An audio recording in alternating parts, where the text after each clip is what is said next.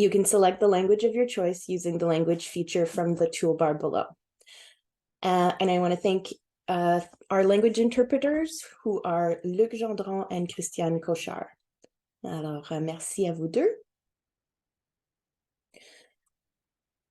I would now like to give a land acknowledgement. If you would like to contribute your own, please place it in the chat.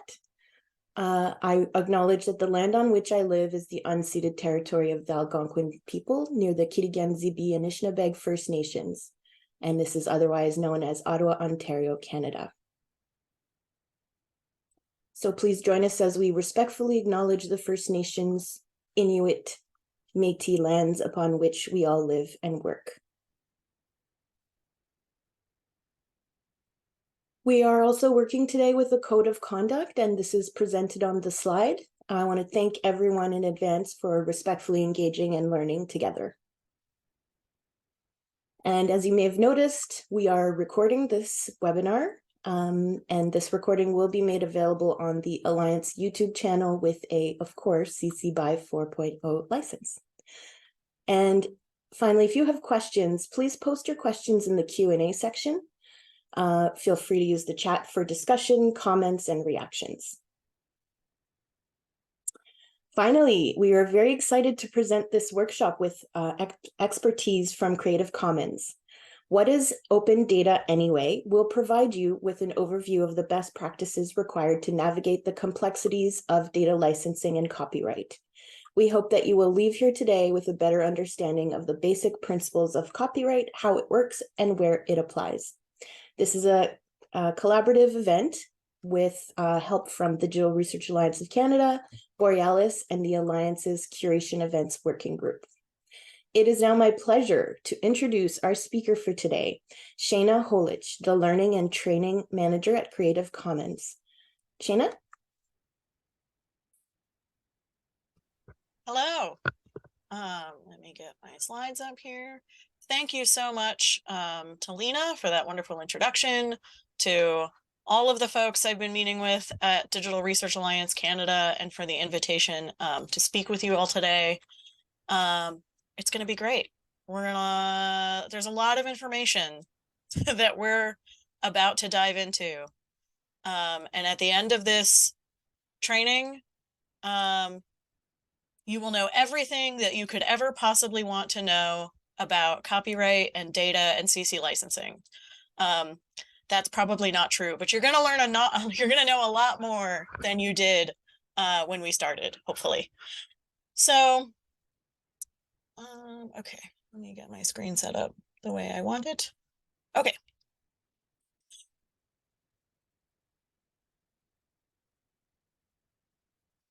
I would first like to acknowledge I'm presenting to you today from Gettysburg, Pennsylvania in the United States.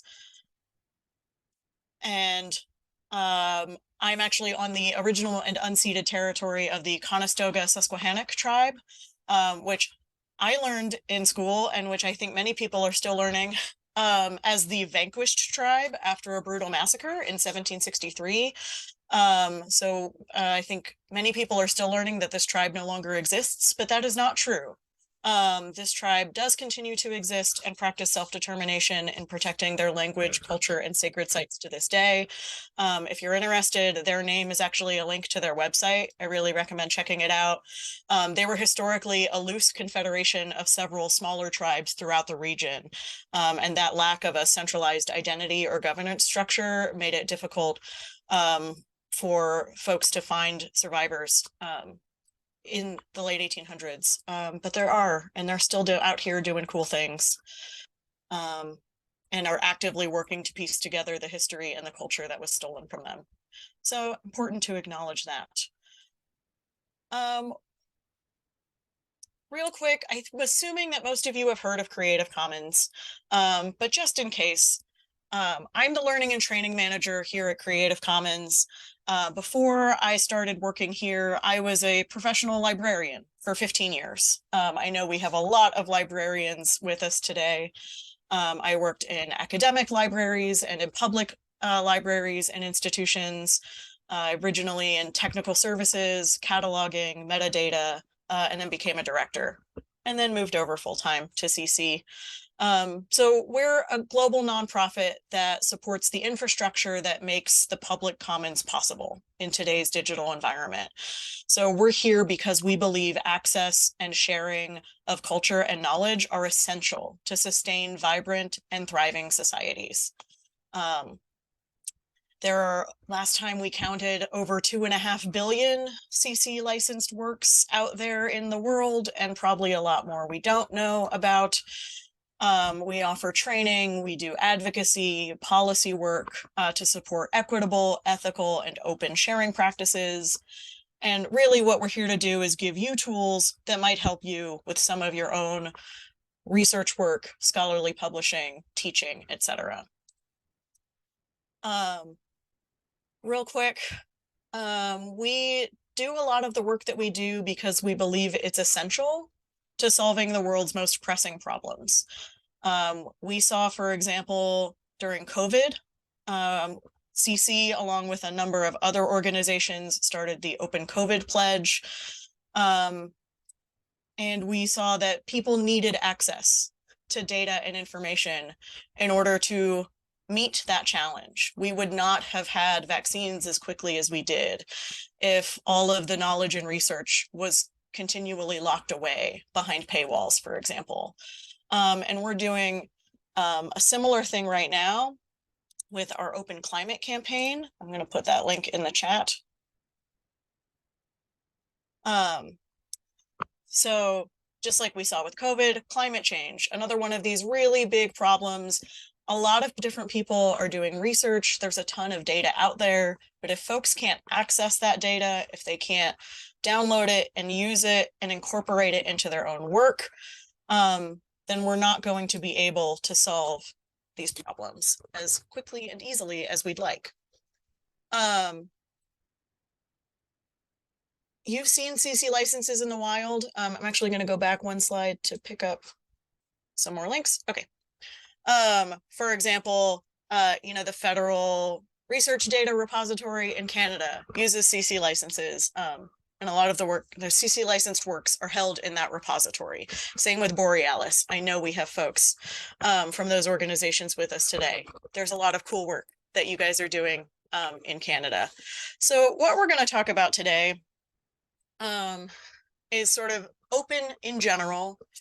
We're going to talk about open data. Note that the first half of this training is going to be more about copyright and Creative Commons in general. We're going to lay a groundwork so that everyone has the same base level of knowledge, because to understand open licensing, you have to know a little bit about copyright. And then in the second half of the training, we're going to apply all that new knowledge we had specifically to data and talk about how this applies to data and research more specifically. So there's a quick overview. We expect that the CC licenses and tools will support quite a lot of your work, maybe not all of it. But we're going to talk about things like using CC licensed works in our ever-changing digital environment, using them for all sorts of different reasons, and then some special considerations when it comes to data. We might also talk a little bit about some of the new opportunities and challenges with data and specifically artificial intelligence. This is not an AI training, but I expect many of you will have questions about that sort of thing. So I may have some preliminary answers. And throughout the training, if there's anything, if there's anything you'd like more information about, you'd like me to cover something again, maybe I spoke too quickly, maybe you just want a little more about a topic, do feel free to put questions in the Q&A and to put comments and examples from your own work in the chat. I will look at both of those. And I always love to see people engaged in the chat and in the Q&A space. And actually what we're going to do first is give you all a chance to give me a little bit of feedback. So if you're willing to open up a web browser and go to this menti.com link that I just put in the chat, that long link will get you directly there, or you can just go to menti.com and type in this code. If you use the link in the chat, you won't have to worry about the code. And what I want to know from you all is, what do you expect to get out of this training? I want to make sure that I'm covering things that you actually want to know. So please do type things. You can type multiple answers. I think there might also be a way, maybe not, there might be a way to thumbs up other people's answers. But I'm seeing some responses come in, and this is great. Special considerations for data. How do we license data? Defining open data. Data sharing agreements and copyright. We are going to talk a little bit about that. Data licensing and copyright. Different CC choices. This is great. This is good for me because we're going to cover many of these things. And so this is good. I prepared properly. And of course, if there's any questions we don't have time to get to today, I am happy to come back and do another training, or you're always welcome to reach out to me and CC through email. Cloud, when to apply CC licenses. Great. Okay, I'm going to go back to my slides. And I turned off too many things. Give me a second. Okay. So before we get into too much with the CC licenses, we first have to understand copyright. And usually when we talk about copyright in the trainings that I give, we're talking about international copyright. Thanks to international treaties and such, we have, there's a lot of things, a lot of similarities in copyright law between lots of different jurisdictions.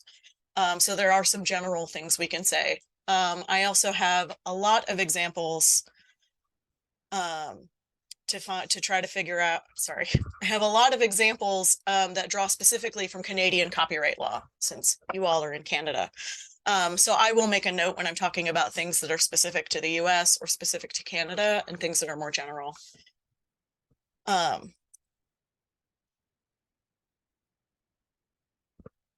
So copyright is a type of intellectual property law.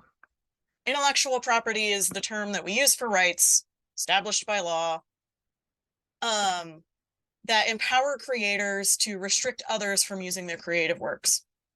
So this was created, copyright was invented kind of during the era of the printing press as a way to incentivize authors to undertake the arduous and time-intensive and expensive task of creating works for publishing.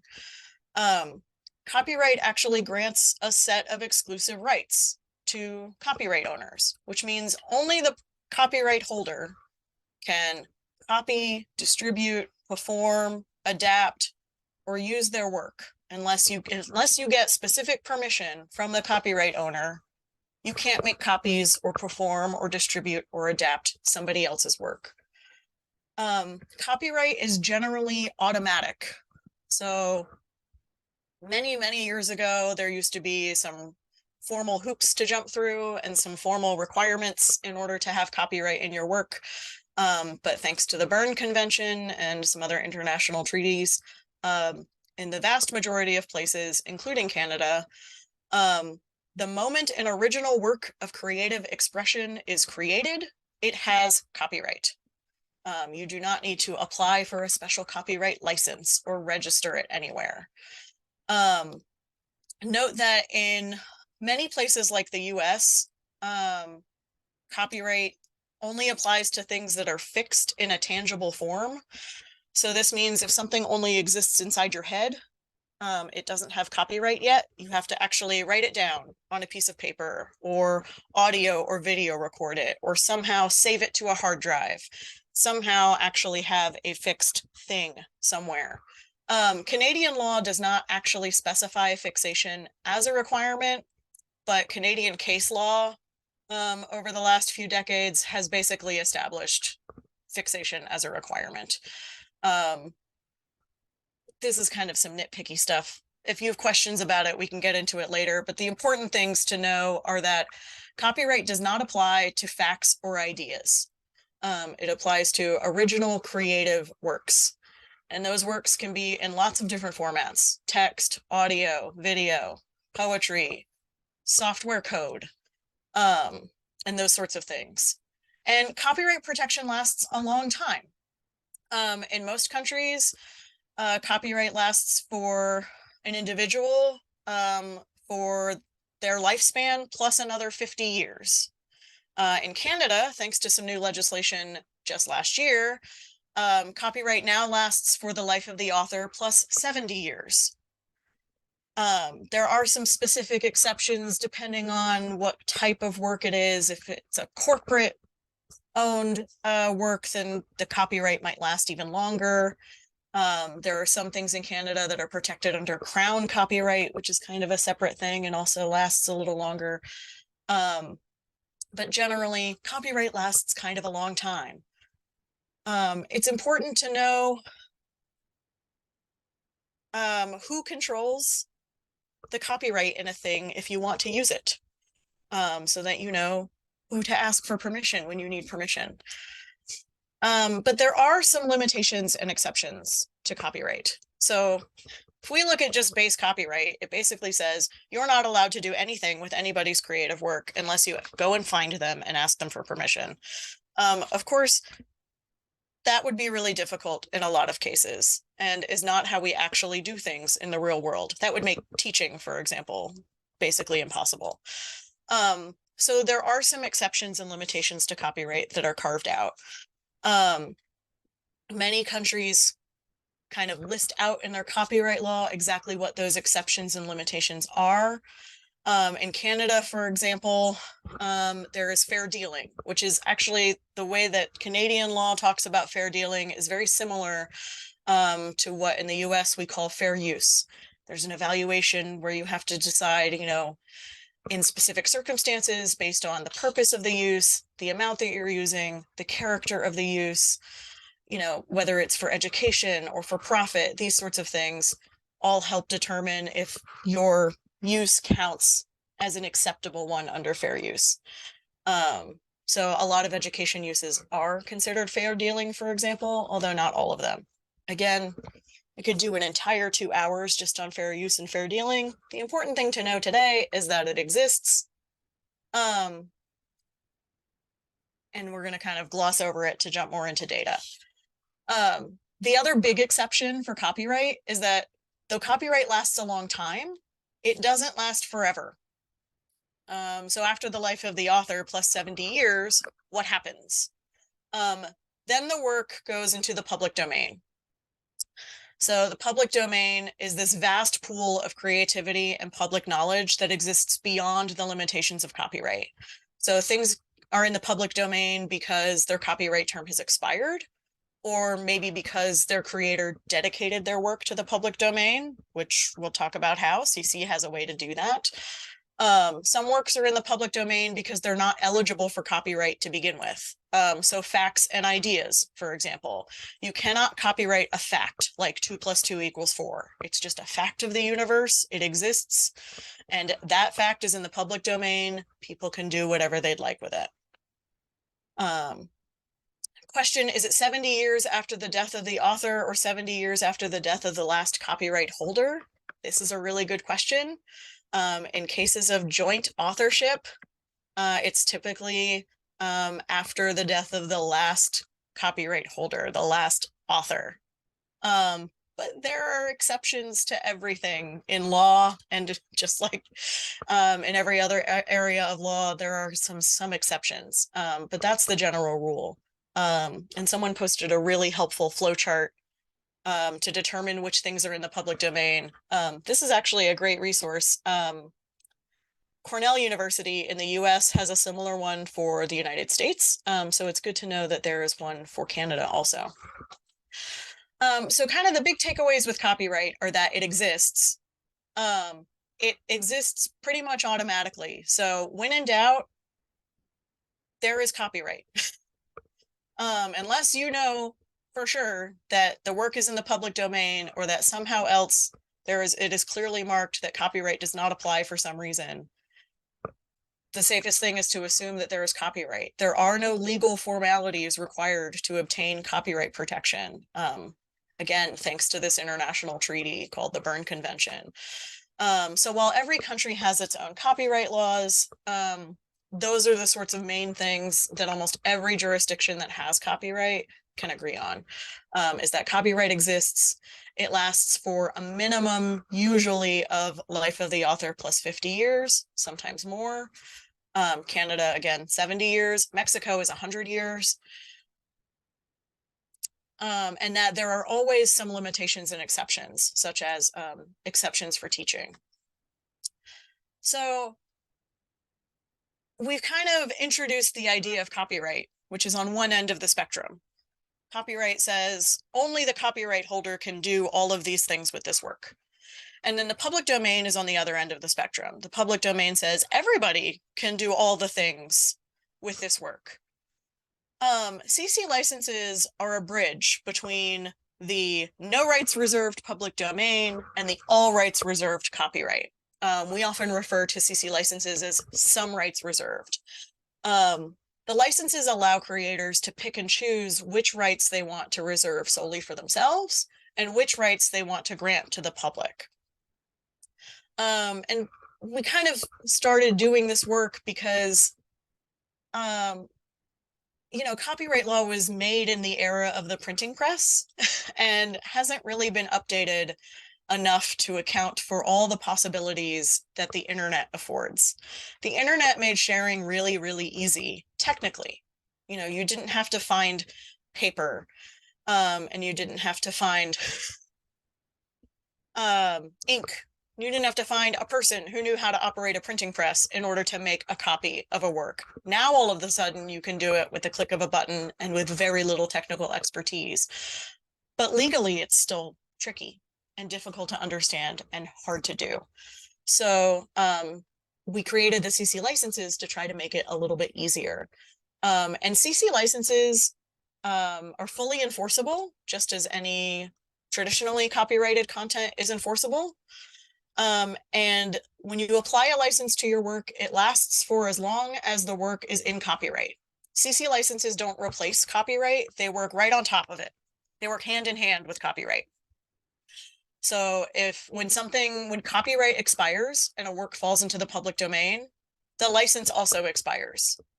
The public domain, remember, there's no rights are reserved anymore, including the license rights. So that's kind of important to remember.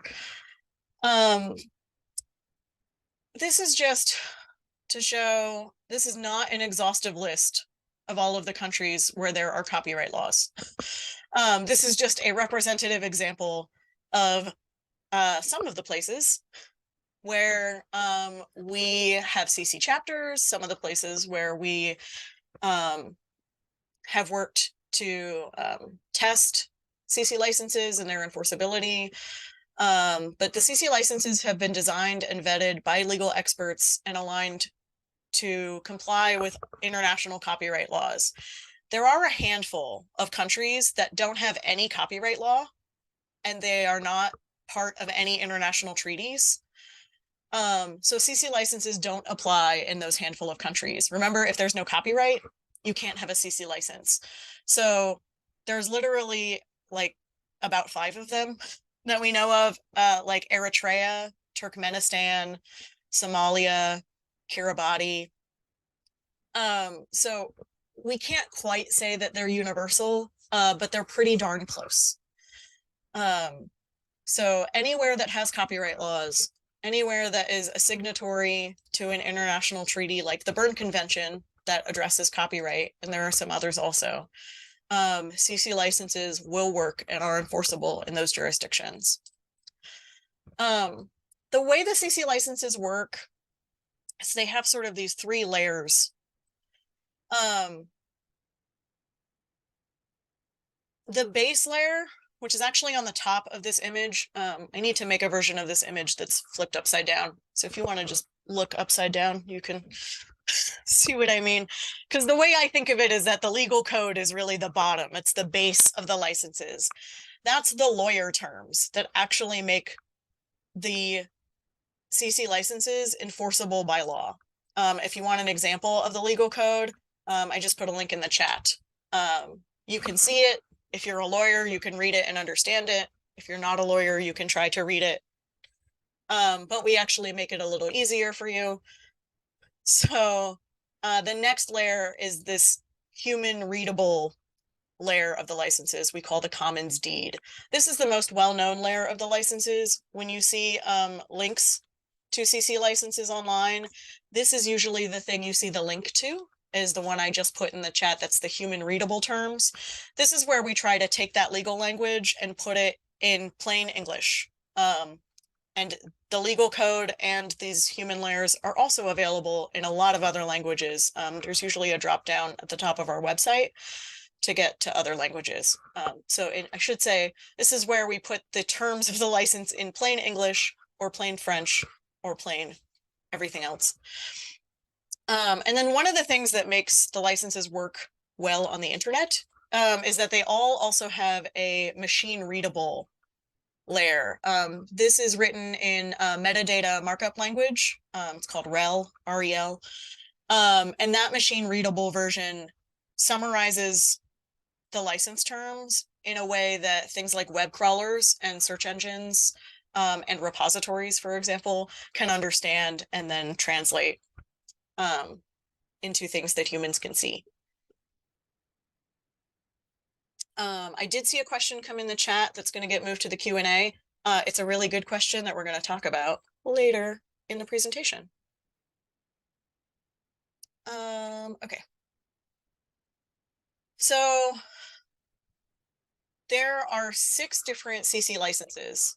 A lot of people who kind of see the CC logo online and think about CC licenses just assume that there's one thing called a CC license, but there are several things.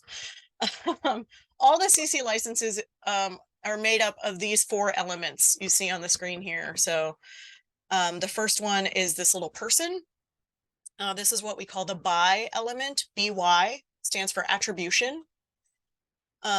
Every CC license has this element.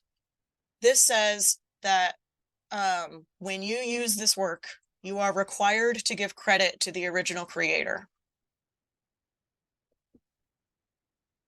The second symbol on here is the share alike symbol. If you use or see something with a CC license that has the share alike symbol, it means that if you make any derivative works or adaptations of that work, then you must share your new adaptation with the same license. Share and share alike. The next symbol, the $ with the slash through it, is non-commercial. This means that if you see something with a CC license with this element on it, it means you can only use it for non-commercial purposes. If you want to use it to make money, if you want to use it for commercial things, then you need to go get permission from the author. Because the CC license says you can only use it for non-profit, non-commercial things. And the last element here with the equal sign is the no derivatives element, which says you can share this work and you can use it, but you cannot make changes to it. You can only use this work if you keep it as is and keep it unchanged. That's a license that's used by folks when they do not want anyone to make adaptations or derivative works. So yeah, some of the important things to know here.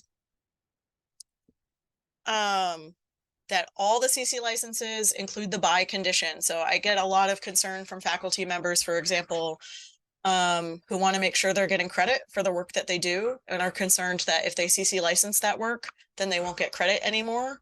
The CC licenses require attribution. They require you to be credited for the work that you do. It's a legal requirement. So that is a helpful thing to know. And beyond that, the licenses vary as far as whether or not they allow commercial use of the work and whether or not the work can be adapted, and if it can, on what terms. So on the next slide here, you can see all the different CC licenses. I'm actually not, for time's sake, because I do want to make sure we have a lot of time for questions. I'm not going to go through one by one and explain what they all mean. You can we went through each of the elements. So as you go, as you look at each license, you can say, okay, it has this element and this element. So these are the 2 things or 3 things that I need to know and do about this license. And we also provide these 2 public domain tools that you see at the bottom of your screen here. These are not licenses. They're legal tools, a little bit different. The first one on the left here with the numeral 0, there is the CC0 public domain tool. So a lot of data, we're going to talk about this in the second half. A lot of data is actually already in the public domain. And we're going to talk about why that is. And so the licenses may not apply, because licenses don't apply to things that are in the public domain. If there's no copyright, there's no license. But these tools can be very useful. So CC0 is how you can dedicate your work to the public domain. If you're not interested in keeping any rights, including attribution, you could dedicate your work to the public domain. And this second one is actually the public domain mark. That is it's just an informational tool. It's for people to say, I did the research and I'm sure this thing is in the public domain. It's really old. It's aged out of copyright. So I just want to make sure everybody else knows this is in the public domain. You'll mostly see the public domain mark in museum collections. I don't see it in very many other places. But a lot of museums, when they're digitizing artwork and putting it online, will sometimes put the public domain mark there, so that folks know for sure it's in the public domain. Keep the questions coming. I'm going to start going through some of those in a little bit, so this is great. We're going to talk about data more in depth soon, but as kind of a preview, it's kind of unclear what data is.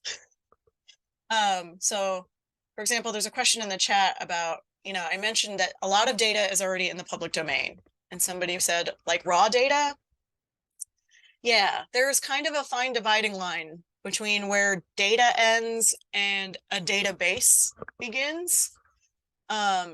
Your data might also include some other ancillary materials, things like commentary or notes, or other sorts of comments beyond just the data. So data in terms of raw data as just facts are not copyrightable in a lot of jurisdictions, including Canada. But some of the things that you publish with your data might have copyright in them. And so this is where using CC licenses can help clarify the terms of reuse for everything. We often recommend people use CC0 for data and data sets, because the likelihood is that your data is already in the public domain. So adding a CC0 to it just makes it very, very clear for users that if there is any doubt, it's in the public domain. That, as the creator or publisher of this data, I'm making it very, very clear for folks that this is public domain. So yeah, if somebody is willing to, folks probably already doing this, but I know I've got some people helping me monitor in the chat. We're getting some really good questions in the chat. If we can move those to the Q&A, because some of the data ones I'm going to answer later, and some of the CC ones we're going to answer sooner. But yeah, so back to CC licenses before I get too much into data. This is just another graphic that kind of shows you the different CC license options. At the top are the most open. So obviously putting something in the public domain is the freest and most open you can make it. No restrictions in the public domain. And it goes down to the options with the most restrictions, which would be, of course, no CC license at all. Keeping something in all rights reserved copyright would be the most restrictive option. Still may be a valid option for some things, but this kind of lays out all the different options you have. So people use CC licensed works by sharing them either in unadapted form or by changing them to better suit their needs. And which license you use really depends on your needs. So if you're publishing and creating work, which license you put on that work depends on what you're trying to accomplish. And there are advantages and disadvantages to all of the licenses. It just depends on your point of view. A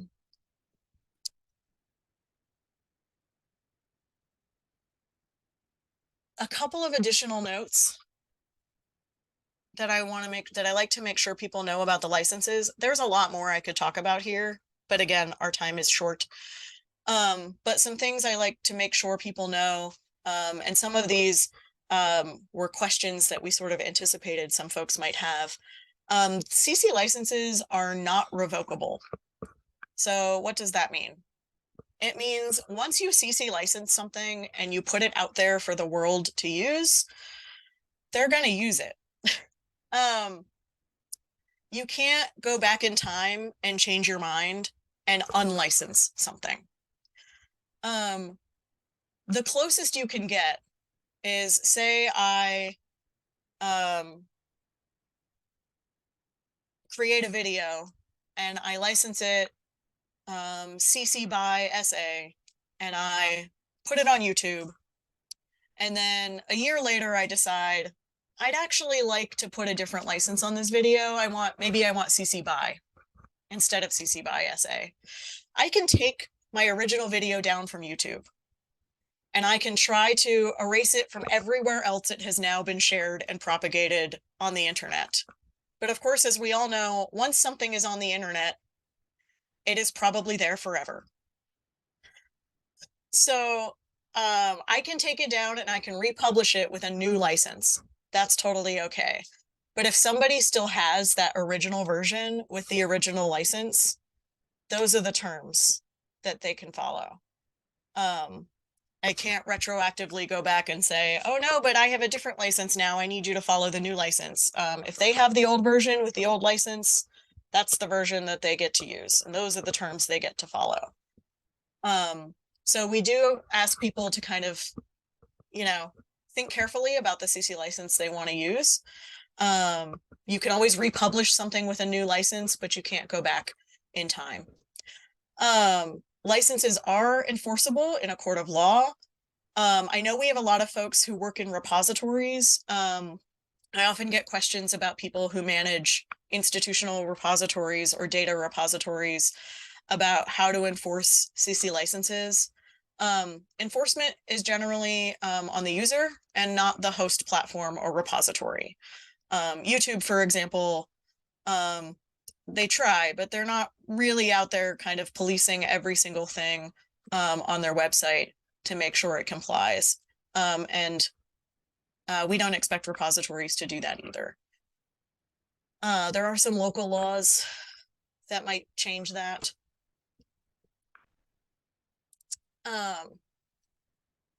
But yeah, enforcement is generally on the user. The other thing to remember is that only a copyright holder can actually apply a license to their work. So only the creator or the copyright owner has the right to decide what rights to give up. You can't put a license on somebody else's stuff.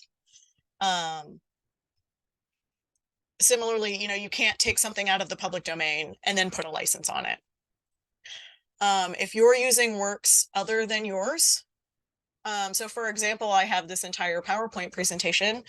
Some of it is my creation. Some of it is actually material that I have used that somebody else created. So when I licensed my PowerPoint presentation, which I put the license in the notes, it'll say, this presentation is licensed CC by 4.0, except where otherwise noted.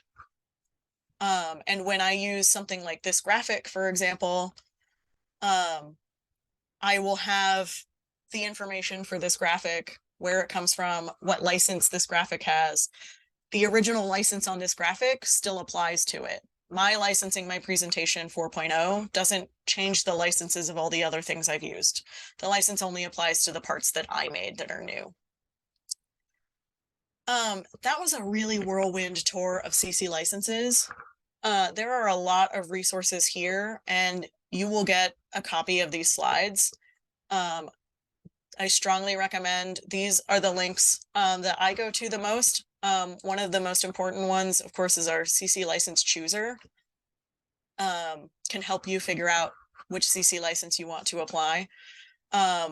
Note that many of these are also available in languages other than English. The FAQ is one of the most useful pages on our website and is also available in French, which is great. There are a few other things I could mention, but what I actually want to do now is start looking at some of the questions, because I know there are a lot of good questions. So I'm going to start with the ones in the Q&A, and then move back over to the chat if I can. So we have, in the case of a work that has multiple authors or includes organizations, how is the duration of time for copyright? How do we figure that out? The short answer is that it's really complicated, and it has to be determined on a case-by-case basis. This is where things get especially complex in the US. We have something here called work for hire, which is not really as common in Canada. But the work that I do for Creative Commons, for example, is not owned by me. Because I'm an employee of Creative Commons, when I make trainings for them, Creative Commons, the organization, owns the work that I make. So in the US, organizations actually have a much longer copyright terms than people do. It's usually 95 years from the date of publication or 120 years from the date of creation, whichever expires first. So these aren't always cut and dried, easy questions. But without any other information to go on, without the ability to consult a bunch of lawyers or ask or find the copyright holder and ask exactly who has the copyright, it's usually safest to assume whatever the longest applicable copyright term is, that's the one that probably applies. So in a work with multiple individual authors, for example, so when there's joint ownership because there were multiple individual authors, copyright term will end after the life of the longest lived author plus however many years.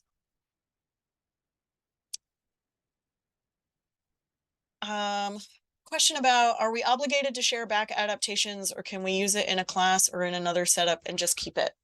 I'm not 100% sure what this means, but what I think it means, and if I'm wrong, tell me in the chat or put in another Q&A. If you're adapting something that has already been adapted, so when you adapt somebody else's work, you need to give them attribution. You need to say, this work is based on this other work by this other person, and it's licensed under CC whatever, or I'm using it here under fair use. And if that work is in turn adapted from something else, we usually recommend kind of keeping all the information there so that it's easy for a user to figure out exactly what they need to know. If they want to use your work, they can go back and find all the previous adaptations it was built on.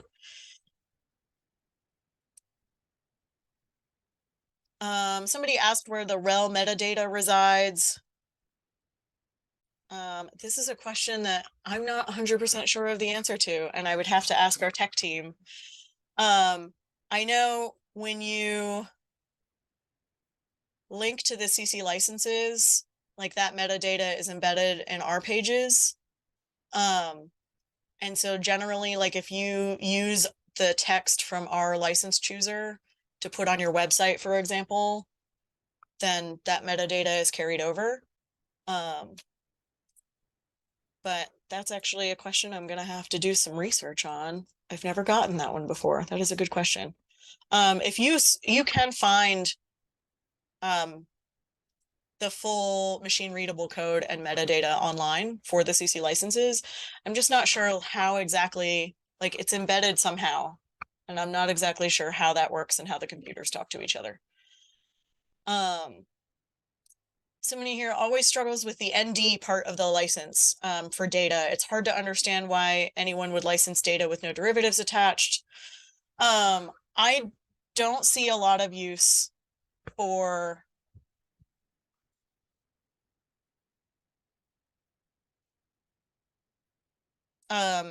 non-derivatives when licensing data. Again, we're going to get into this in a little bit because in the second half, we're going to really dive into some questions about data. But most data itself is in the public domain already. Now, there might be things that go along with your data. So if you are uploading your data to a repository and you're also uploading the papers, the research that you've done based on that data, you might want that to be published with a known derivatives license. Or if you have commentary on your data or other sorts of things that you want to make sure are not adapted or edited, that might be useful. In that case, it's most useful for your users to clearly delineate which parts you want to make sure are not adapted, which parts the ND license applies to, and which parts are in the public domain. So this is where licensing data can actually get really tricky. Because if I just have a raw data set and I try to put a CC license on it, it might not work. If that raw data set is in the public domain, I can't CC license something that's in the public domain. So that CC license in that case is kind of, it's more of a cultural signifier. It's more of a, these are the things I wish you would and wouldn't do with this, but legally, there's no restrictions here. Legally, I can't require these things because the data is in the public domain. So it can get kind of tricky. I did talk a little bit about changing the choice of a CC license. The licenses are non-revocable, but you can kind of release new versions with a different license if you want to. It can just get confusing if you have a lot of different versions out there with different licenses. So we don't necessarily recommend that, but it is possible. Another question that I can't necessarily answer, but I can refer and try to get back to some folks. Feel free to, if you ask a question I can't answer, by the way, do feel free to email me. And I will get you an answer. The question I'm talking about is significant differences between the CC license and the new GNU public license. The one thing CC licenses were not built for is software. Software has a lot of special copyright considerations. So we know code is copyrightable, for example, but there's also some extra things with software and code that we didn't really design the CC licenses to take into account. So you can license that kind of stuff with a CC license, but we typically recommend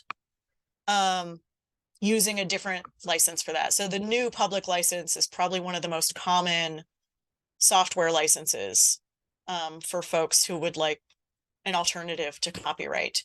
And you can find on the CC wiki, there is somewhere you can Google this and find some information about the compatibilities between the CC licenses and the new public license, where they are the same and where they're different. It is possible to dual license a thing. So if you are publishing a research paper along with some software code, you can use both a CC license to cover the research paper part and the new license to cover the software code part. That's perfectly acceptable, and is often a way I see folks kind of deal with that duality. Really good question about if I have an online publication and you want to CC license your stuff, do you need to register it anywhere? Nope. This is a really good question I get a lot. All you have to do to CC license your content is apply the relevant CC license symbol and or language to your content somewhere. Mark it somewhere clearly so that your people who find it know that it's CC licensed. There's no fee to pay. You don't have to register it anywhere. We don't collect your data. We don't have like a clearinghouse of CC licensed stuff. It really is enough putting the CC license symbol, or you can just write it out in words. This work is CC licensed, CC by 4.0. That is enough to legally have a CC license on your work, which is an interesting thing about how laws work. There are some data ones I'm going to save here for a little bit. So if I don't answer your question now, I will later, I promise. So I'm going to skip over the data ones for now, and I'm going to leave them in the Q&A so we don't lose them. For non-derivatives license, can we extract a citation from an ND work? Absolutely. You are still welcome to use and share ND works. You just can't change or modify them. But you can use excerpts from ND works, like that's fine. You can just quote a paragraph from it or even a sentence. But you have to keep that paragraph or sentence exactly the way it was in the original.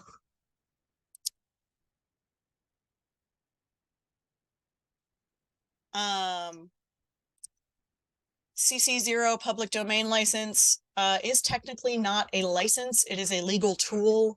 This is a very nitpicky distinction that we make because there are some jurisdictions where you cannot dedicate your work to the public domain. There are some rights that don't expire. The easiest example is some countries have very strong moral rights. Japan is one of these, where moral rights cannot be waived in those jurisdictions, which means that your right to be named as the author of your work never goes away, even once you're in the public domain. So in that case, like CC0 is carefully written in the legal code to make it enforceable in those jurisdictions, but it doesn't work the same way that a license does. Legally, it works a slightly different way. So we call it a legal tool instead of a license. For the purposes of the stuff you guys are going to be doing and working on, if you just think of it like a license, that's fine. But technically it's a legal tool.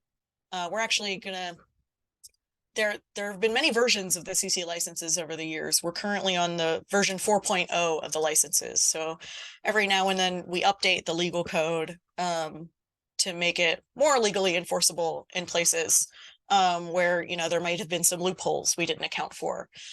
CC0 is actually still on version 1.0 of its original, you know, it's the original creation is still what we use.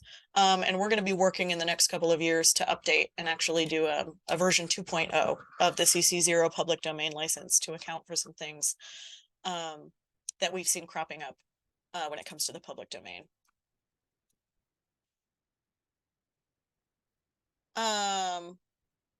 Okay, I'm gonna skip that one for now. Work owned by your employer. Do you need a specific permission to put a CC license on a work you've created? Typically, yeah, if you're creating work that is owned by your employer, then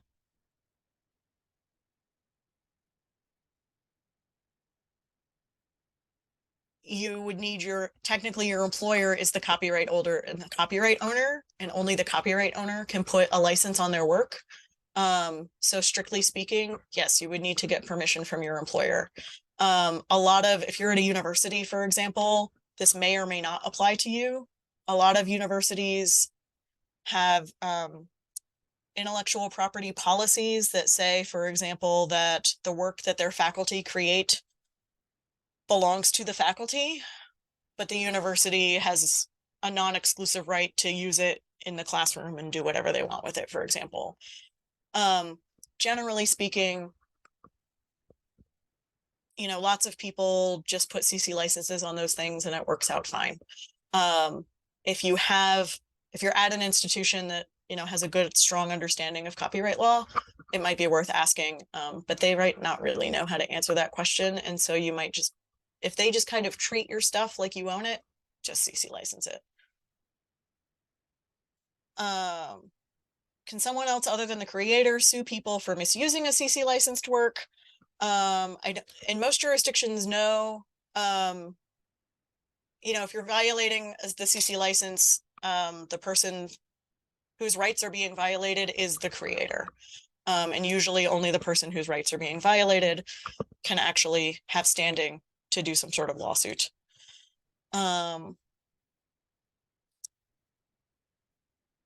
Okay, public domain data I'm going to get into a little bit later. Guarantees. We're going to talk about the license okay, skipping over the data stuff. If it's non-derivative, can we extract a citation? Yes, absolutely. You just can't modify or change it. Is there a recommended tool to indicate that we believe something to be an orphan work? I'm not going to get into the intricacies of orphan works in this particular training. CC does not have a specific tool for this, but there are some other organizations that do. I would look into organizations such as Local Contexts. They're doing a lot of work with like traditional knowledge labels, and they might have something, but I'm not sure what else is out there for orphan works. That's a whole tricky area of open culture that's difficult to deal with. Some of these we have duplicates of. Okay. For the visual mention of a CC license on a work, the Creative Commons site offers recommendations.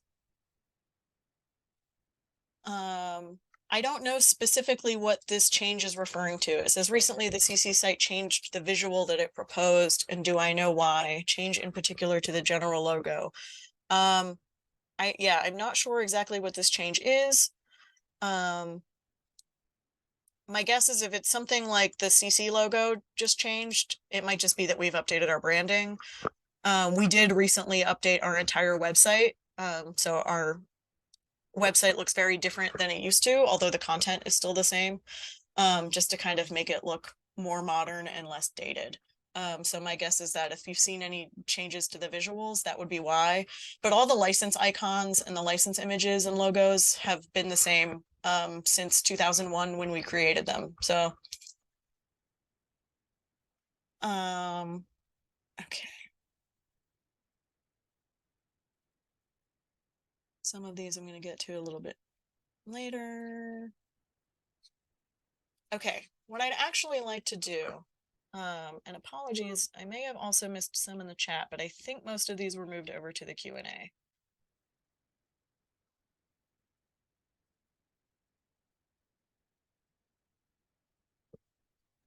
Yeah, Shayna, sorry. Yes. Tamana's been moving questions from chat over into Q&A, so Awesome. Okay. should be So I just covered. wanted to scan through the Q&A. What I'd like to do now,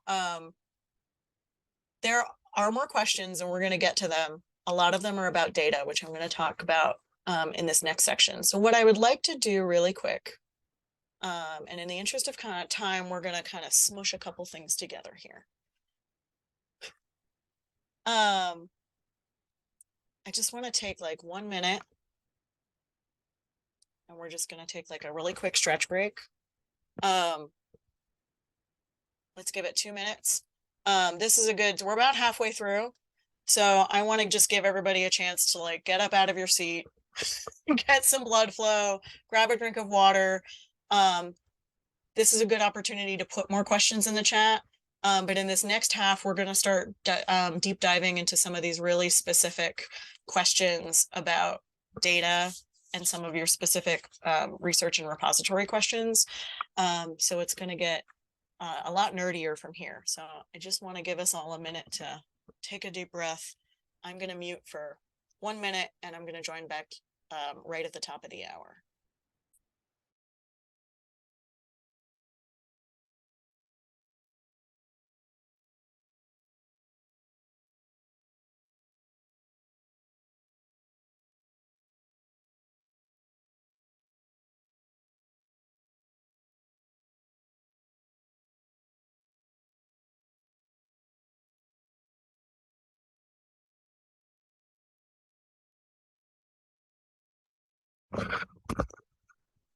Okay, I know that was a really quick break. Some of you might not be back yet, but we're recording, so it's okay. Okay. I'm gonna plow right through.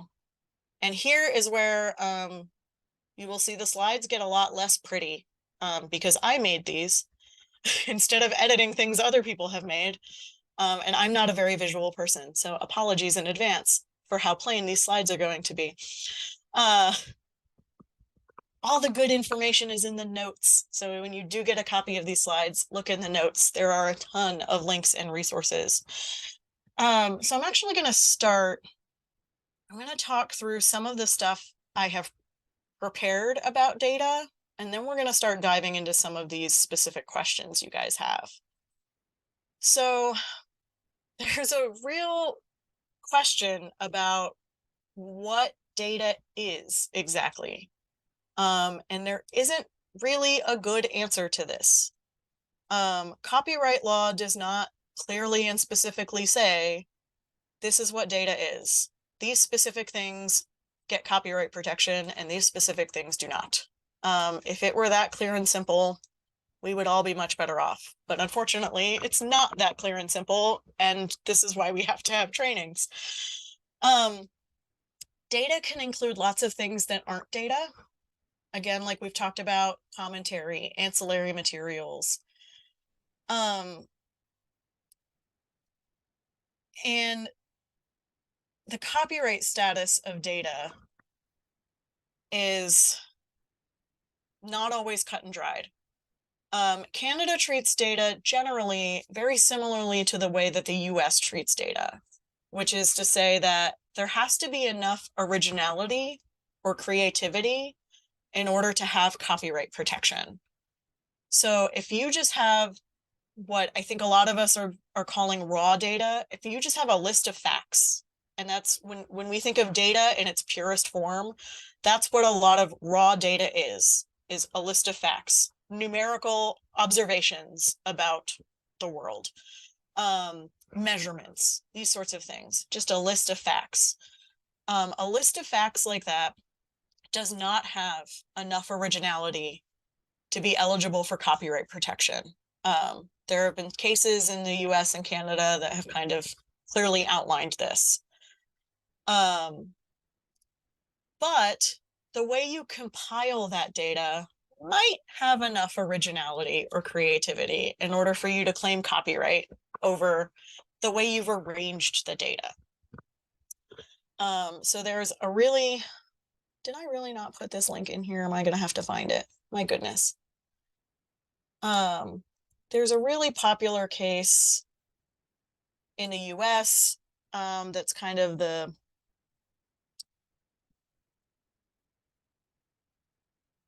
sort of hallmark ruling that we use, and there's a similar case in Canada. I just don't have it at my fingertips.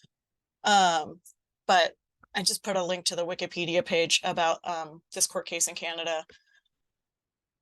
This was about a telephone company trying to claim copyright over a telephone book. So telephone books are not really a thing we have anymore, but if any of you are old like me and remember telephone directories, used to be a thing that was essentially just a list of people's names and telephone numbers.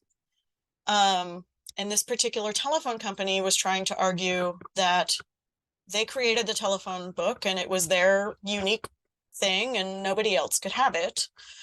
And the court declared that that particular arrangement of data, which is to say, you know, alphabetically listing people by name and then giving a fact about them, like their telephone number, does not have enough originality to actually have copyright. So the telephone book, in that instance, that particular telephone book does not have copyright. That collection of data is in the public domain. It is not eligible for copyright protections. Now, presumably, if the telephone book were arranged in some very original or creative way, if you listed that same data, but you did it somehow in a way that was, you know, somehow unique or creative or original, right? So maybe I take that telephone book data and instead of listing it alphabetically, I list it in order of people I like the most down to people I like the least. Or people who, I don't know, some other original creative way, maybe that data would now have copyright, but it's a very much a gray area.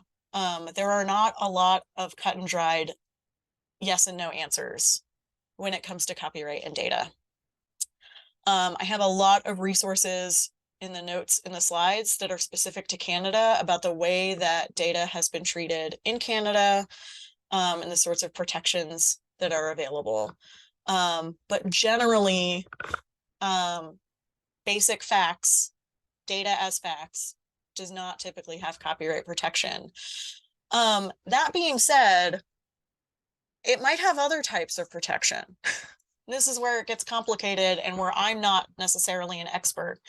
But copyright is only one type of intellectual property law.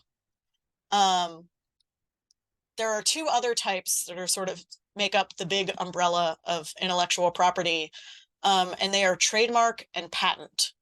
A lot of data might be subject to patent protections. CC licenses only work with copyright. CC licenses do not have any effect on trademark rights or patent rights. So when you're using data, it might be worth doing some investigating. Some of that data might be protected by things that aren't copyright, like trademark law or patent law.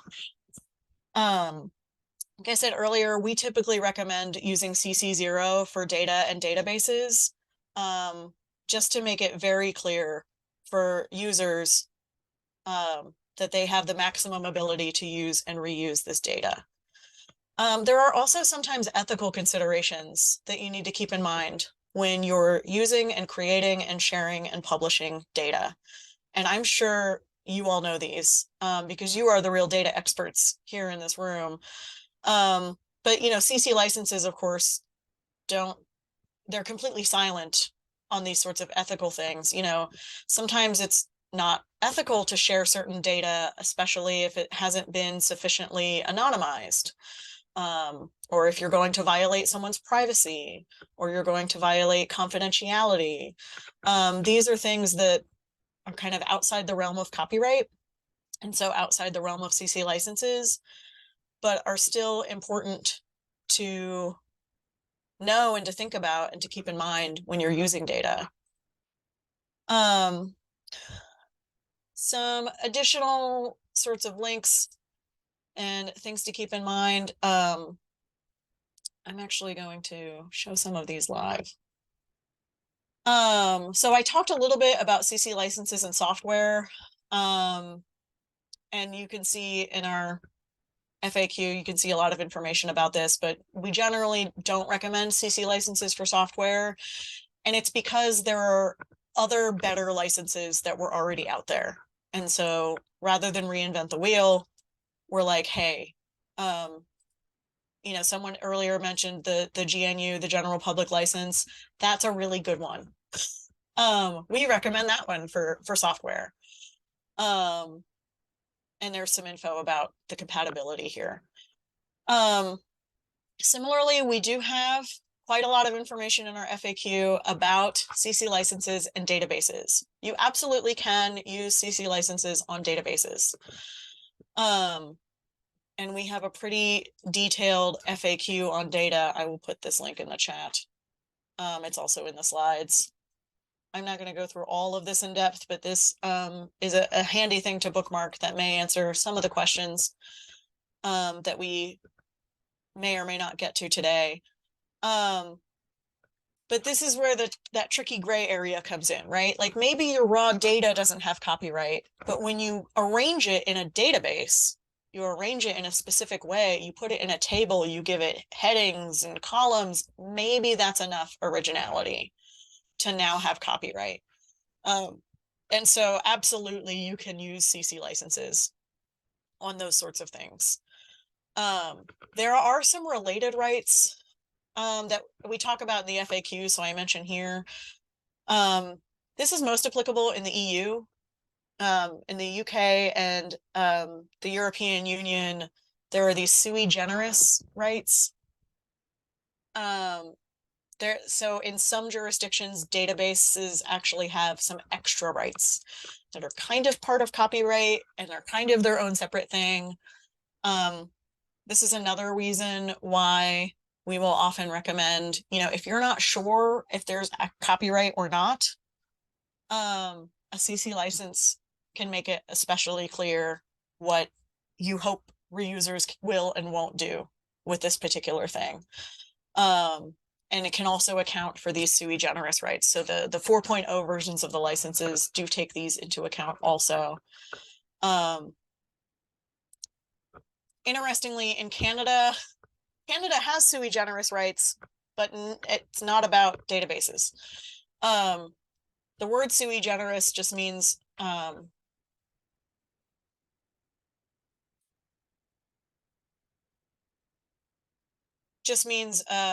unique. Just means sort of the thing itself.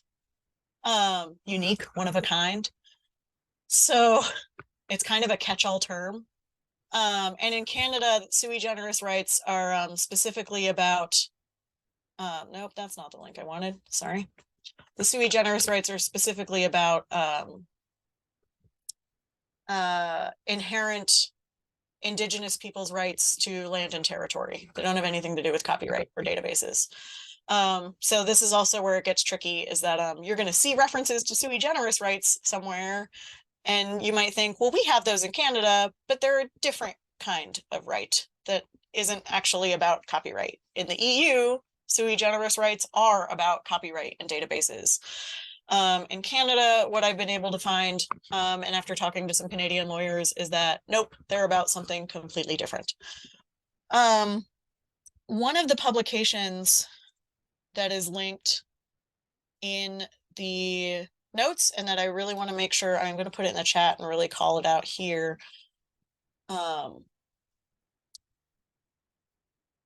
Is this page about data guidance in Canada.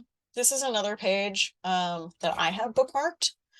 Somebody asked about some specific case law in Canada, and this is about data and privacy.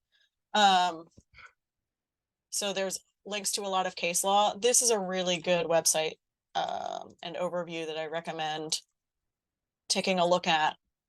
Many of the biggest challenges about using data and publishing data and sharing data are less about copyright and more about things like privacy and ethics and accountability and territories and those sorts of things, and some other legal obligations and the other sorts of things that come in with research. So it can be really tricky. I did see a hand. Sorry, I don't have.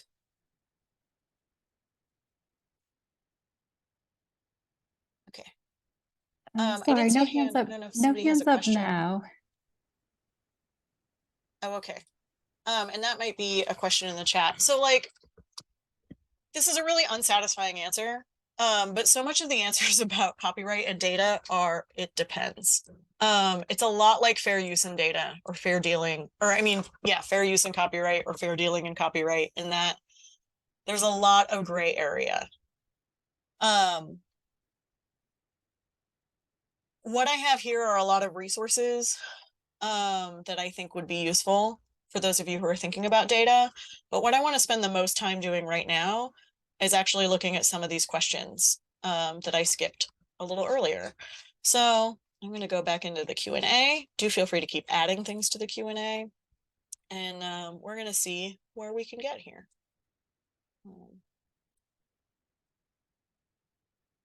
There is a note, before I do that, I will say there's a good note in the chat. A database might be protected in Canada as a sort of compilation. That's true. When a database has protections, it's often as some sort of compilation or collection, but it still needs enough originality or creativity in order to qualify for that protection. So in our phone book example, it would not be protected even as a compilation, that phone book. But other arrangements of that data and other databases may very well have that protection. So again, it's kind of really tricky. So the first question here that I want to look at is, can data anonymization be considered work with enough intellectual input to be considered copyrightable? So many of these questions are going to have answers that kind of boil down to, I am not a lawyer and I can't give legal advice. So I'm not 100% sure. My guess, based on what I've seen in other jurisdictions and kind of the research that I've done, is that anonymizing data doesn't typically have enough sort of creative, original stuff to it to be eligible for its own copyright.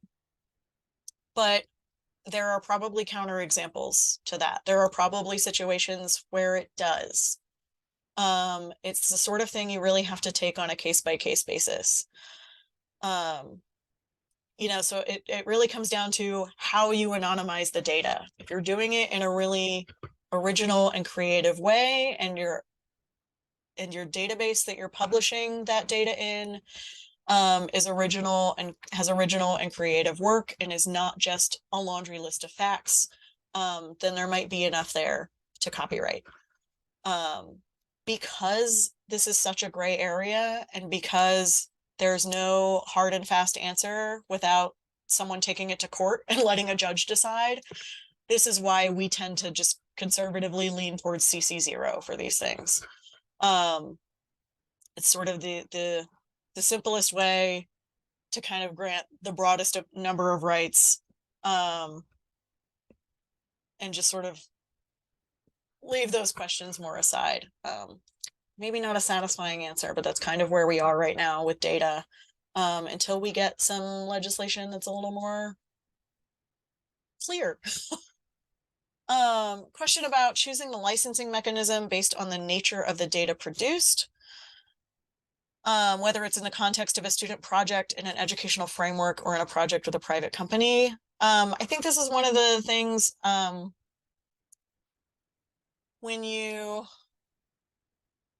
look at the license chooser, which I have pulled up on the screen now, I think this is part of the things you need to ask yourself when you're thinking about which CC license you want to use for your work.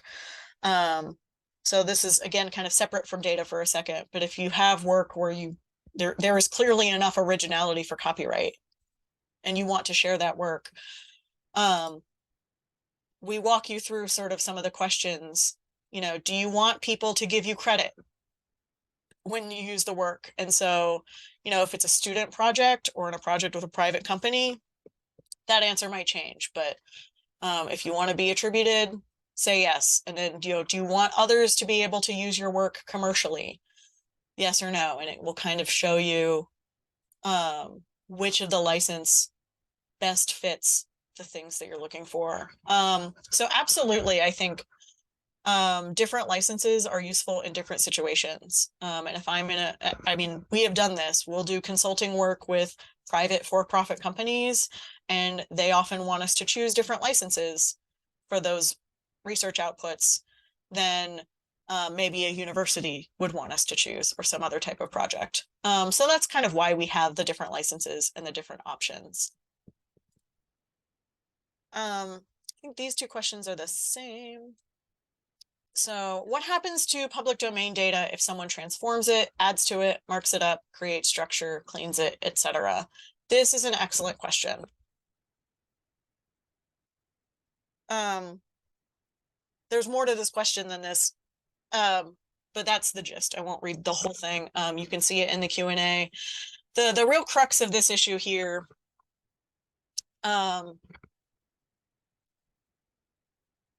what we're really talking about is taking something from the public domain and making an adaptation of it, right? So for a second, I'm going to take this away from data, and I'm going to think about a work of art. So the Mona Lisa is in the public domain. It's very old. Da Vinci has been dead for a very long time. So there's no longer copyright in the Mona Lisa. So if I take the Mona Lisa and I adapt it, maybe I add some other stuff to it, I use it as a basis for a totally new work, And I Photoshop it in with some other cool stuff and I make a new thing that's based on this public domain work. What happens? Remember that me making a new thing doesn't change the original thing. So the Mona Lisa still stays in the public domain. It's still there for everybody else to use and do whatever they want with. My new work might now have its own copyright though. So my new work, let's call it the Shayna Lisa. Maybe I've superimposed my own face on the Mona Lisa. This is my adaptation. This is my new work. The Shayna Lisa will have its own copyright, and I can CC license it, or I can put a CC0 on it and dedicate it to the public domain. But the stuff that I do with the Shayna Lisa doesn't change anything about the copyright status of the Mona Lisa. It stays in the public domain. It's still there. And technically, like the license, my copyright only applies to my stuff. It only applies to the new parts, the new adaptation. It doesn't apply. So if I, to make this a little more clear, if I make a collection of a bunch of different works, maybe I make a bunch of PowerPoint slides, and I have a PowerPoint slide that has a picture of the Mona Lisa and a picture of the Shayna Lisa, and has a couple other things. Some of them are in the public domain. Some of them are, under copyright. Some of them are CC licensed. And let's say I want to CC license the entire PowerPoint presentation as a whole. My license only applies to the new things that I've added, to the arrangement of those works, to anything new I've added. My license will not apply to the Mona Lisa because it's in the public domain. I can't go back, I can't change the copyright status of somebody else's work, and I can't change the copyright status of something in the public domain. So to kind of take this back to data, it depends a little bit on what you do with it. If you are changing the data and transforming it, adding to it, marking it up enough so that there's enough originality and creativity that essentially you're making a whole new work, essentially you've taken a public domain data set and you've transformed it into a new data set that is now based on this original one, but has a lot of cool new stuff in it. That labor and transformation can count for stuff. If there's enough originality and creativity there might be some copyright protection in your new database that you made because you added the metadata and you cleaned the data and you've arranged it in an original and creative way.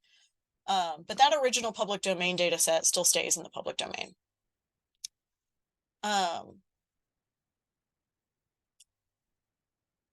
This is a kind of a question that comes up a lot. It's a really important one. So if there's follow-ups to this, I am happy to address them and answer them, and we could talk about them in the chat. But yeah, this again, it's kind of all tied into this idea of when does data cross the line between being just a list of facts versus being something original and creative enough to actually be eligible for copyright protection.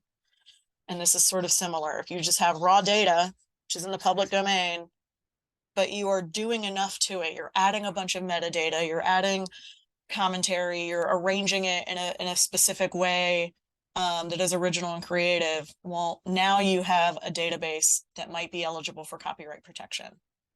And so if you want to be able to share that database and you want others to be able to use that database, then putting a CC license on it is exactly how you can tell people that they are free to use and share it. So hopefully that gets into the kind of the heart of that question. There's a really nice comment in the chat that so much of the academic context about like preserving data provenance for reproducibility and those sorts of, like, a lot of these are kind of, they're less legal questions and they're more kind of other questions.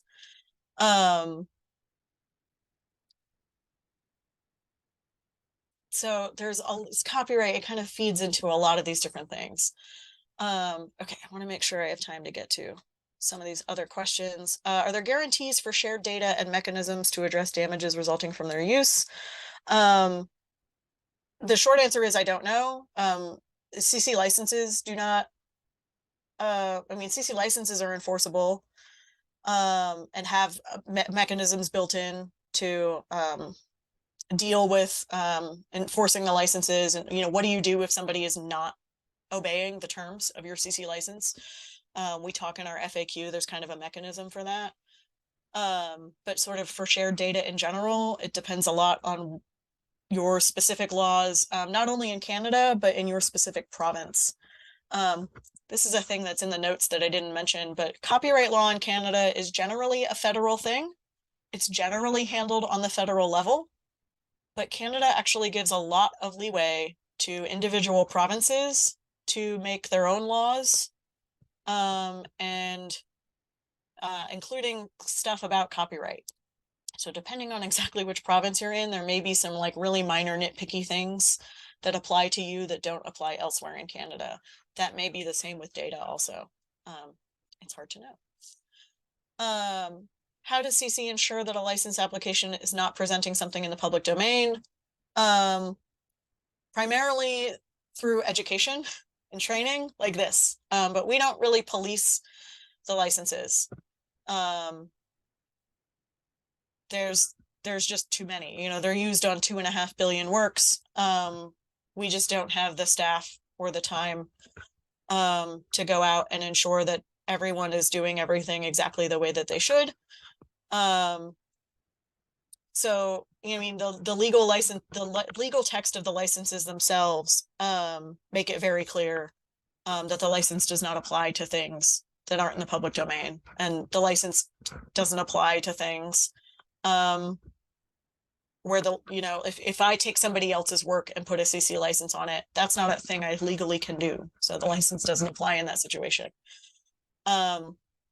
So we've kind of provided the legal mechanism for folks to enforce that themselves in the legal code of the licenses. If you take it to court, a judge will read that legal code and go, okay, well, here's what it says. So we'll do that. But we don't really police that kind of thing ourselves. Be great to hear more about the line between data and databases. Is there any case law that provides guidelines? I do have some links in the slides, in the notes, especially in these last two slides. That has kind of outlined some stuff specific to Canada. But it's still, there's not a lot of case law that provides really clear guidelines. It's not a thing that's really been legislated very heavily and very specifically. It kind of all boils down to this thing we've been talking about is, is there enough originality and creativity in the thing that you've created to count for copyright? And if I'm just writing 2 + 2 = 4 on a piece of paper, I can't copyright that. It's just a fact. There's not enough originality or creativity. But if I write my multiplication table in a way that's really fancy and ornate, and has a lot of originality and creativity, there might be some copyright in that database. But even then, the actual 2 × 2 = 4, 3 × 3 = 9, that part is not subject to copyright protections. Those base facts are still out there freely for anyone to be able to use. Yeah, gets really tricky. I do see the question about AI in the chat, and if we have time at the end, I'm gonna start talking a little bit about AI and data. So license agreement, there's a good question in here about license agreement. Let me find the link to put in the chat. So the question is, in the case of a license agreement violation, what are the possible remedies? How do you respond to a violation? How are infractions handled? And we have a really nice part of our FAQ page. Just give me a second here because I had it.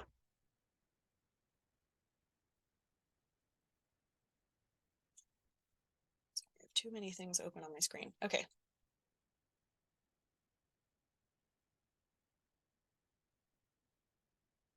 Thank you about license enforcement. We have some information about how license enforcement works. Resources, if you are a rights holder and somebody is not dealing with is not following the license, what do you do? We have some tools and information that can help you with that. CC itself does not provide legal services. Like, we won't go defend you in court, but we do have a list of attorneys who have agreed to be listed and say that they might help you resolve those sorts of things in court.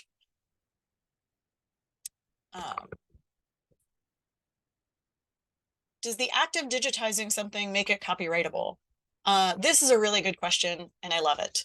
So I'm used to talking about, because of my library background, I'm used to talking a lot more about like digitizing cultural heritage artifacts, digitizing documents, artworks, video and audio recordings. But this is actually very similar to data. So this is a kind of a gray area, and different jurisdictions have handled it a little differently. But generally, if you are creating an exact replica of a thing, then you're not creating something new. So there's actually, I'll never find it, but surely if you can Google, a few years ago, there was a blog post on the CC blog about a case where a museum made a 3D digitization of a particular artifact, and then tried to claim copyright over that 3D model. But whether or not that digitization is actually copyrightable is a question about how much originality and creativity went into the digitization. So if it's a 3D model that is exactly to scale and like exactly just duplicates the thing in real life, typically in most jurisdictions, that thing would not have copyright. It would not be original enough. So if you're just doing, a very faithful reproduction of something, it usually does not have enough originality to be copyrightable. But if you're digitizing something and, you're adding some content to it, commentary, you're doing it in an original and creative way, then your digitization might actually have a copyright. And some folks have very, very nicely found this. Jonathan Dory posted in the chat. I think this is the blog post I was thinking of about reproductions of public domain works. Aileen, so nice to see you. Also put a note in the chat.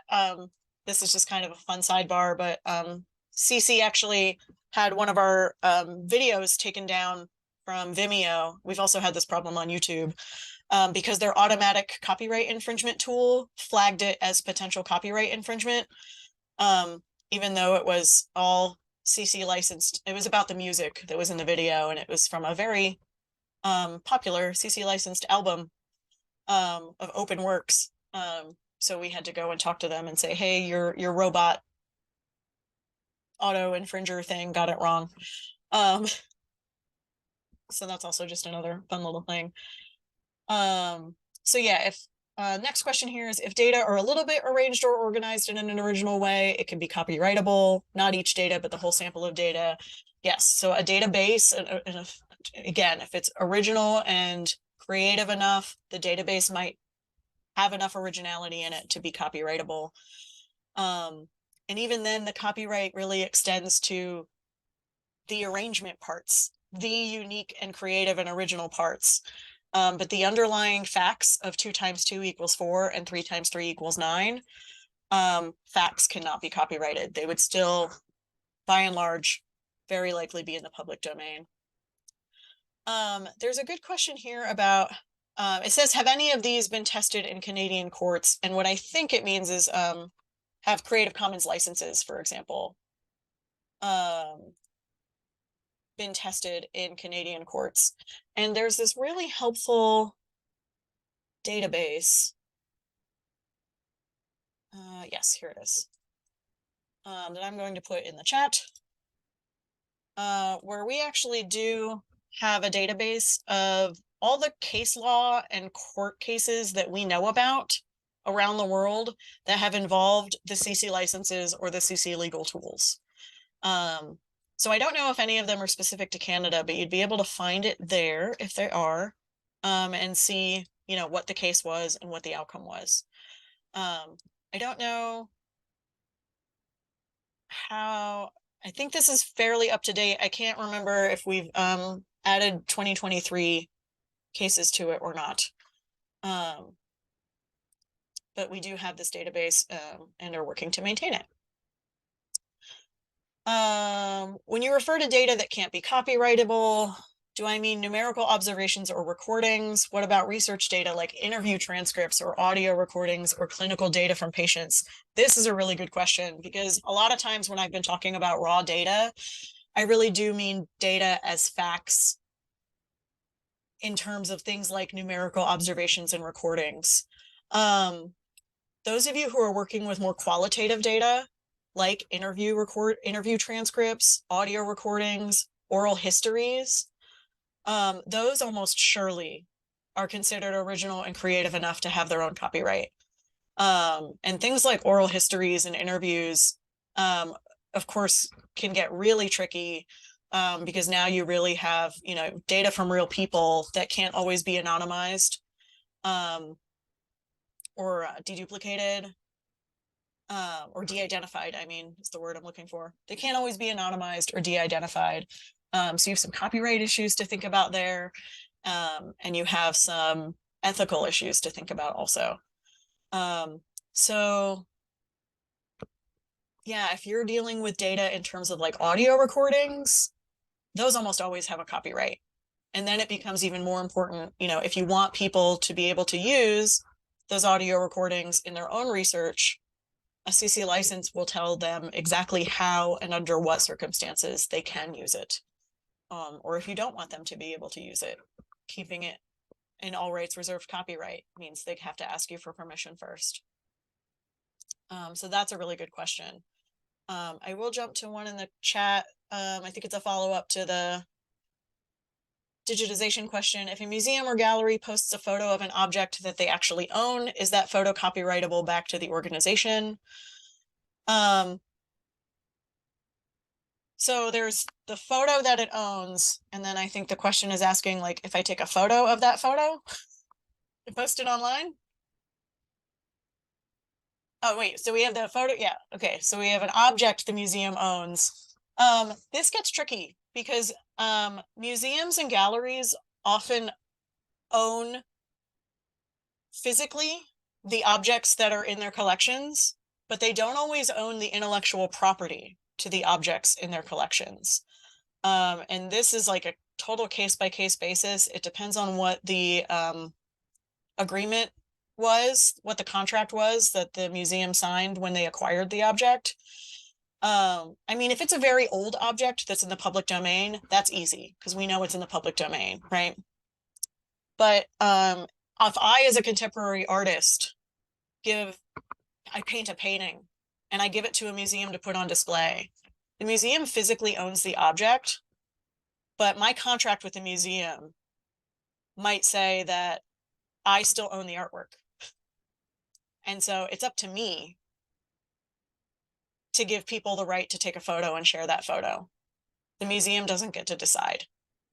The museum is not the copyright holder in that instance. They just have the physical object, but they don't own all the copyrights that come with that physical object unless I've signed away those rights, unless I've licensed those rights to them, or I've signed a contract in some way that says, okay, I'm also, not only am I giving you the physical object, but I'm also giving you all the copyrights that goes with it. So that's actually kind of a tricky question. And then taking a photo of an object, photographs are typically copyrightable, kind of separately on their own. Usually the act of taking a photograph and staging it in a specific way, and the lighting that you've chosen and the composition of the photo is usually enough to have copyright in the photo. Following up on the recordings and oral histories question, this is going to be a very similar answer. Would the copyright of the story, like in an oral history, belong to the teller or the researcher? the clearest answer is, if you are taking oral histories or doing interviews, ideally that question would be addressed in the consent agreement that you have your interviewee sign. Typically, so if I'm making an audio recording of an oral history, for example, it's the audio recording itself that has copyright. And since I'm the one making the audio recording, I'm the one controlling the tape recorder, then the copyright belongs to me. Now the actual story itself, the like ideas that this person is saying, they can go and tell them to other people, but it's the actual recording that has the copyright. And so a lot of times recordings like that will belong to the researcher or the organization. If the research is being done on behalf of an organization that owns the research outputs. But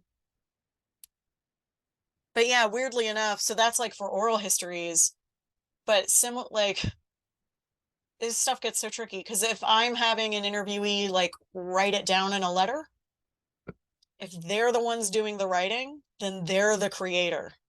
And that written thing, the copyright of that belongs to them, the teller. But when I make an audio recording, I'm the one creating the audio recording. This stuff gets really, really nitpicky. So the rest of the question here is, might the individual pieces of data require separate licenses or custom terms? Maybe.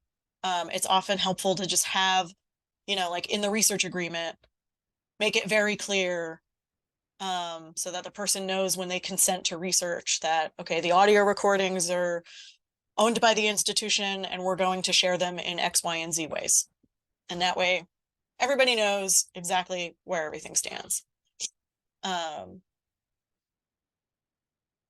yeah, it's interesting. There's a lot of special sort of copyright considerations when it comes to audio and visual things that are kind of different from written and textual things. And that question kind of gets into that a little bit. Okay, back to the Q&A really quick.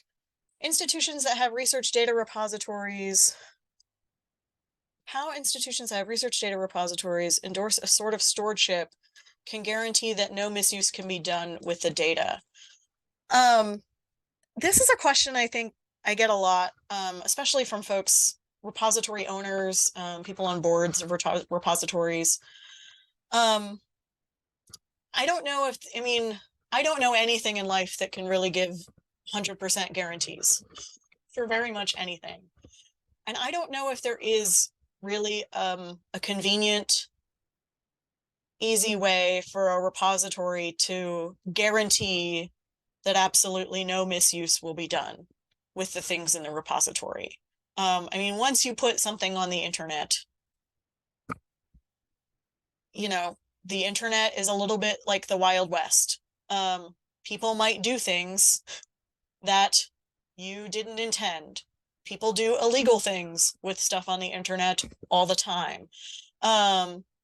So it's really about trust. Like someone notes in the chat, it's about having very clear policies. It's about having very easy communication methods so that if somebody sees that there is something being misused, that they can report it to you, and that you have a clear method outlined for how you're going to deal with those reports. So, making all of that stuff very clear to your users is, I think, one of the best ways that a repository can kind of build that trust with its community, is make it really clear, if something is uploaded to our repository and you didn't have the rights to upload it, and we find that out, we're going to take it down. You have to be kind of actively managing these things. If we see that there's a lot of misuse in a particular data set, we may restrict access to that data set, or we may do something, we may work with that researcher to figure out another solution. But yeah, policies, guidelines, mechanisms to report, these are all sorts of things that like copyright isn't really designed to deal with. And so we kind of have to rely on these other social mechanisms that we have in order to encourage people to behave in a way that we want them to behave, in a way that is ethical and moral and legal. If you have dynamic data, e.g. a time series of environmental parameters, it's interesting in terms of the expiration of copyright, since I guess it would be when the first data points were originally available as the starting point. That is an interesting question. This might lend itself to a rationale to divide up a dynamic data set into parts over time for longer longevity of the license conditions to apply. I have never thought this one through, so I'm kind of thinking as I go right now. This is an interesting case. So especially if you're working on data that is collected over a very long period of time, like years, the data from the very beginning of the study, I guess that data could potentially expire before the data that you collect 10 years later at the end of the study. I don't know. Particularly if like the simplest example would be if an individual owns the copyright in this database, and we'll just assume the database has enough originality in it to be eligible for copyright.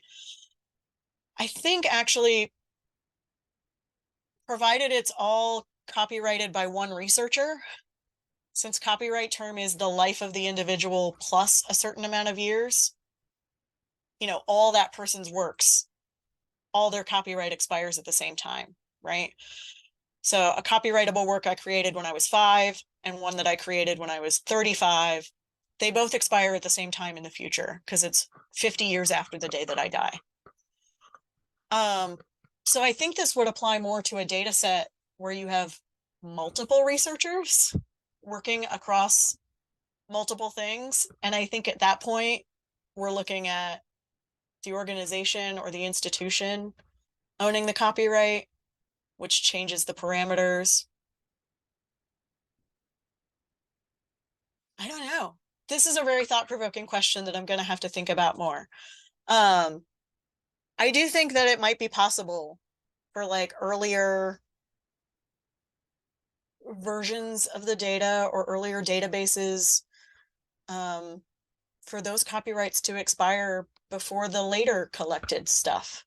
I'm not sure what the implications of that would be, but it'd be an interesting thing to think about.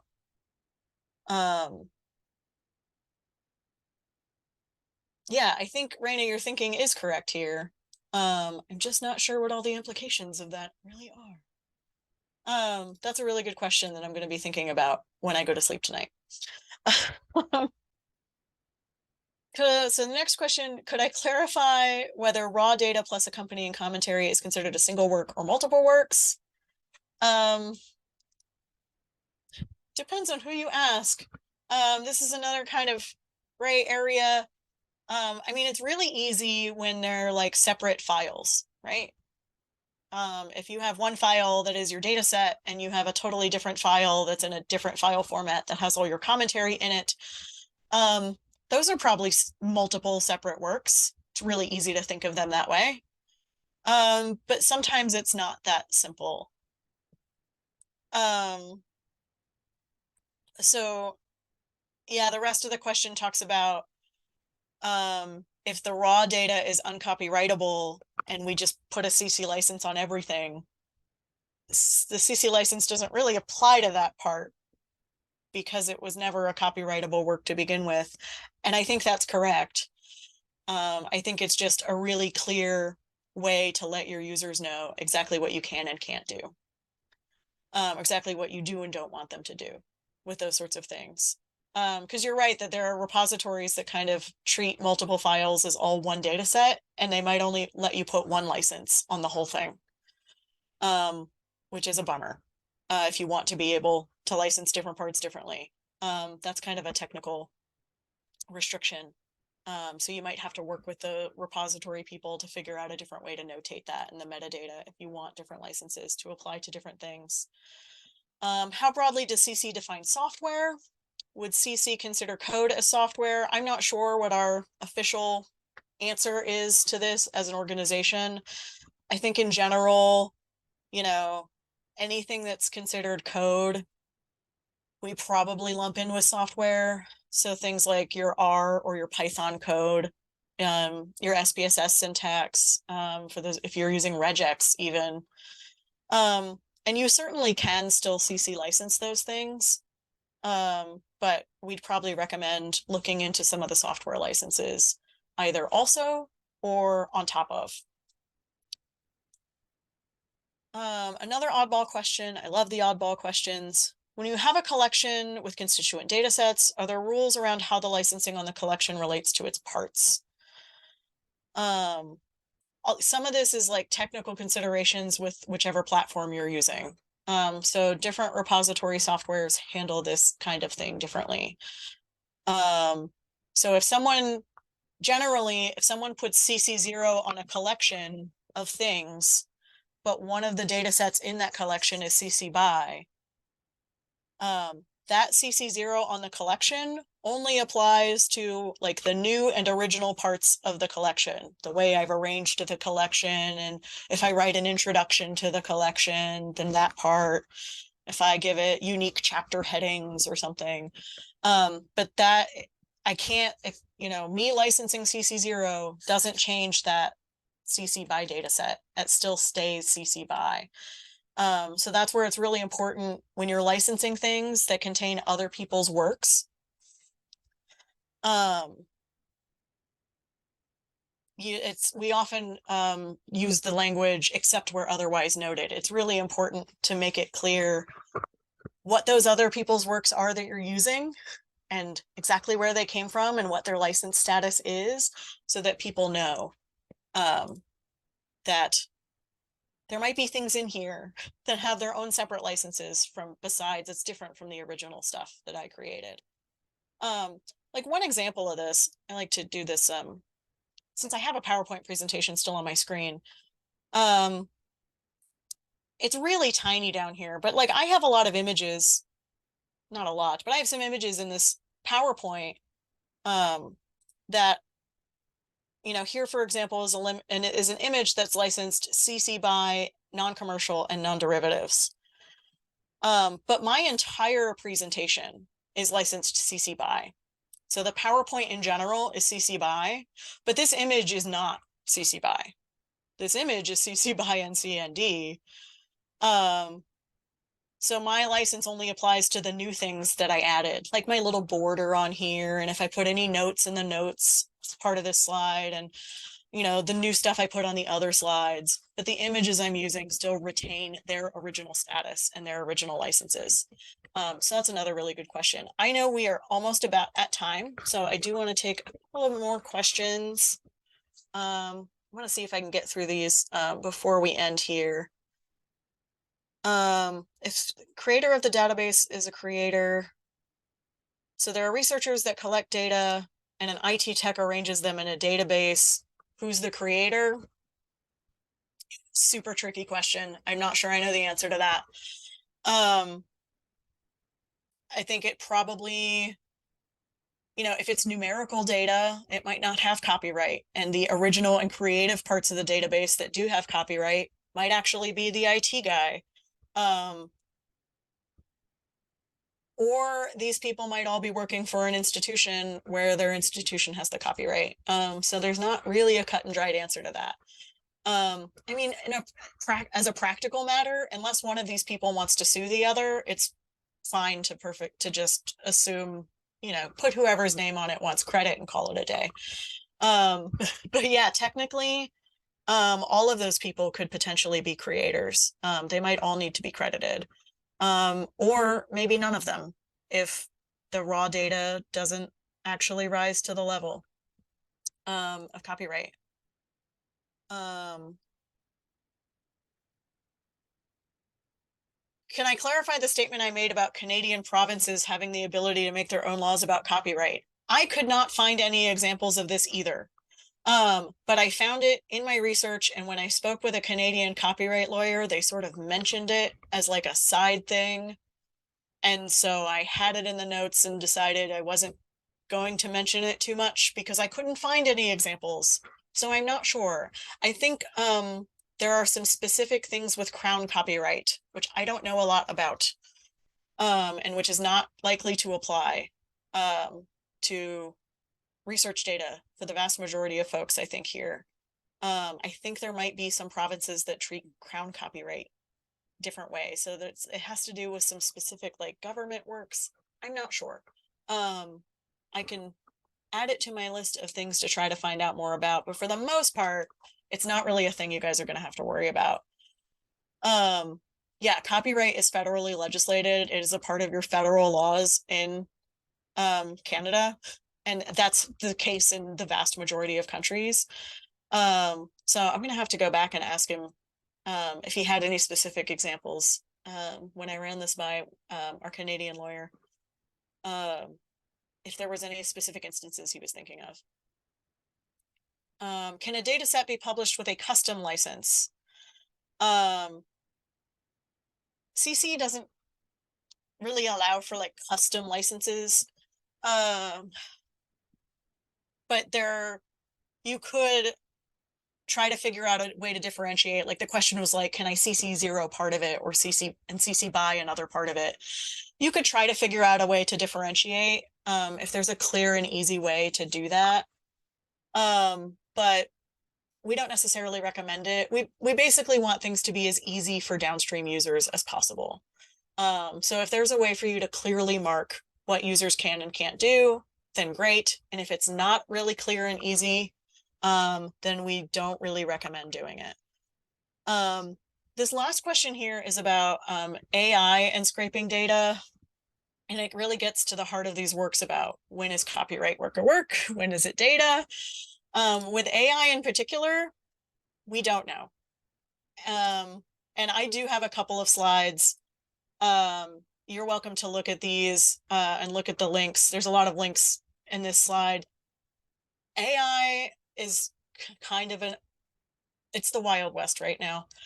The blog post I like the most from CC, I just put linked in the chat about how to understand CC licenses and generative AI, but this is not a settled question. Every country is sort of taking it on a case-by-case basis. We don't really have laws yet. These are things we're actively wrestling with right now, is what counts as data for AI and what counts as not data and what counts as fair use and what counts as not fair use. And we're not really sure yet. So these last couple of slides here just have some links. I'd be remiss not to point out that we do have some custom training opportunities at CC.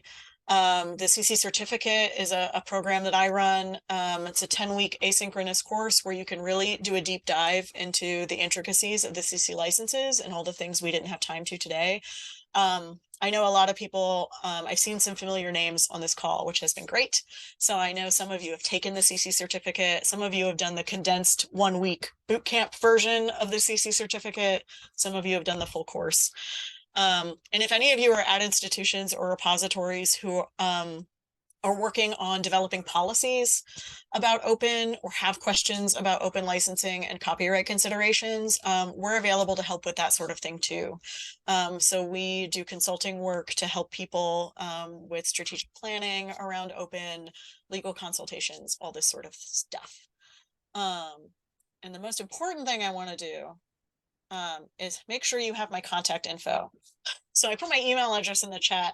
Do feel free to email me anytime with questions, things that I didn't get to answer today or wasn't sure about answers to. I'd be happy to follow up through email. We have 1 minute left. So thank you. I wanted to get through all the questions and I think I did. Thank you all for your kind attention, for being here today.